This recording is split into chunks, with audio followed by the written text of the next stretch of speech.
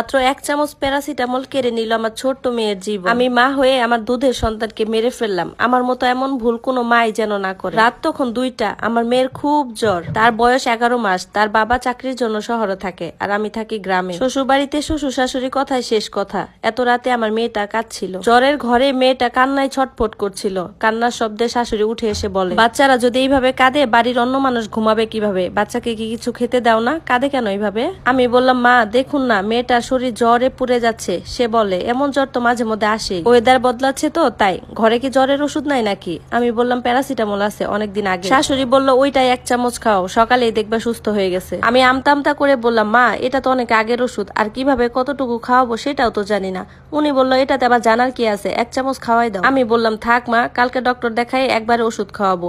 উনি বললেন, নাটক করো, এই মেয়ের চিৎকারে তো সারা রাত কেউ ঘুমাতে পারবে না। মরলে তুমি একাই মরো, সবাইকে কেন বিরক্ত করো? আমি তো চুপ হয়ে গেলাম। হাজার হোক আমি তো মা, মেয়ের কষ্টই বা কিভাবে দেখবো? মেয়ে তো বারবার চিৎকার করতেছিল। গ্রামে তেমন কোনো হসপিটালও নাই যে সেখানে নিয়ে যাব। শাশুড়ি ওষুধ আনলো। আমার মেয়ে তো এমনিতেই কোনো ওষুধ খেতে চায় না। শাশুড়ি 1 চামচ নিয়ে বলল, ওকে খাওয়াই দাও। মেয়েটা খুব ছটফট করতেছিল আর খুব কান্না করতেছিল। তখন শাশুড়ি জোর করে তার মাথাটা ধরে হা করায় আর আমি তখন ওষুধটা ঢেলে দেই। এরপর আমার মেয়েটা আরো ছটফট করে। কি তীব্র ছিল তার বাঁচার জন্য বৃথা চেষ্টা করা। মেয়ে আমার চোখ উল্টিয়ে ফেলছে প্রায়, তার শ্বাস নিতে কষ্ট হচ্ছে। আমি আর নিজেকে ধরে রাখতে পারিনি, চিৎকার করে কাঁদতে থাকি। শাশুড়ি বলে, কিছু হয়নি। মেয়েকে টান দিয়ে আমার কোল থেকে নিয়ে উপরে তুলে ঝাঁকাতে থাকে। আমার কলিজার ধন একটা সময় ছটফট করতে করতে জনমের মতো ঘুমিয়ে যায়। শাশুড়ি বলে, দেখছো বাচ্চাকে কিভাবে ঘুম পাড়াতে হয়? তোমার মেয়ে ঘুমিয়ে গেছে। আমি তখনও বুঝিনি যে আমার মেয়ের সাথে কি হয়েছে। এরপর আমি একটু স্বস্তির নিঃশ্বাস পেলে মেয়ের বিছানা রেডি করে শাশুড়ি কোল থেকে যখনই মেয়েকে নিলাম, দেখি আমার মেয়ে তো নিঃশ্বাস নিচ্ছে না। আমি তো চিৎকার করে আল্লাহ গো বলে উঠি। সবাই আমার রুমে চলে আসে। তখন আমি বলে, আমার মেয়েটা নিঃশ্বাস নিচ্ছে না, তাড়াতাড়ি সবাই গাড়ি রেডি করেন, আমার মেয়েকে হসপিটালে নিতে হবে। শাশুড়ি তখন বলে, তুমি কি পাগল? আমি তো মাত্রই ওকে ঘুম পাড়ালাম। আমি তখন বললাম, আপনি তো আমার মেয়ের জন্য খুবই বিরক্ত হয়েছিলেন, হয়তোবা আপনি শেষ ঘুমটাই পাড়িয়ে দিছেন।